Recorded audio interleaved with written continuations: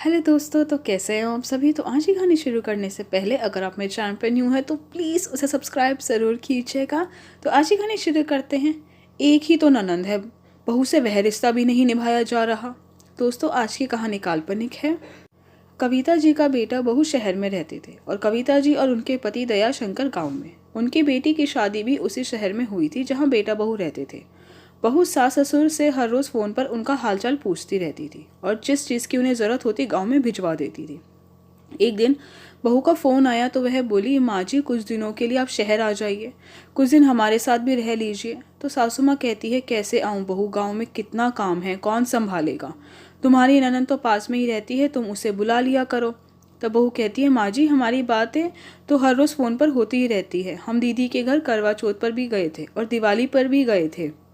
फिर सासू माँ ने कहा, अच्छा चल बहू, अब मैं फ़ोन रखती हूँ, बाद में बात करूँगी। तो बहू ने कहा, ठीक है मम्मी जी। फ़ोन रखने के बाद कविता जी के पास उनकी बेटी का फ़ोन आ जाता है। तो बेटी कहती है, माँ किससे बात कर रही थी, फ़ोन काफ़ी देर से बिज़ी आ रहा था। तो माँ कहती है, हाँ बेटा, वो तुम्हारी भाभी का भी फ़ोन आया हुआ था, कह रही थी कि आप भी कुछ दिन शहर आकर हमारे साथ रहिए। तो बेटी सोचती है कि कहीं माँ भाभी की ममता ना करने लगे। तो बेटी कहने लगती है, माँ सब ढकोसले हैं, मुझे तो कभी नहीं बुलाते अपने घर, एक फूटी कोड़ी भी हाथ पर नहीं रखते मेरे। तो माँ कहती है, क्यों बेटा, ऐसे क्यों कह रही हो, अभी दीपावली पर जूसर देकर गए थे और करवा चौथ पर चांदी की पायल। तो बेटी कहती है, अरे माँ कहाँ की पायल, पूरी नकली थी, 2 दिन में पहनते ही काली पड़ गई, और जूसर वह तो एकदम लोकल।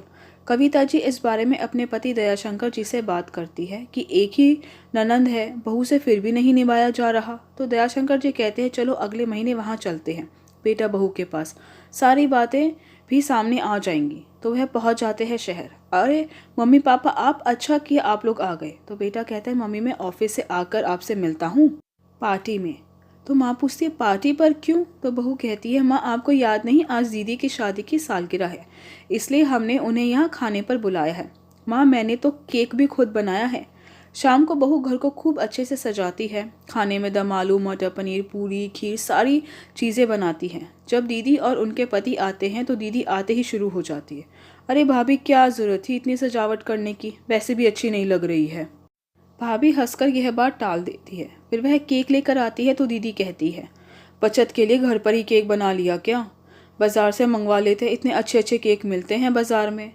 फिर खाना खाते हुए भी कुछ ना कुछ कमियां निकालती ही रहती है। तो उसकी माँ उसे धमकाती है कि गुड़िया तुम्हारी भाभी सुबह से लगी हुई है, पर तुम्हारी कमियां निकालनी पूरी नहीं हो रही है।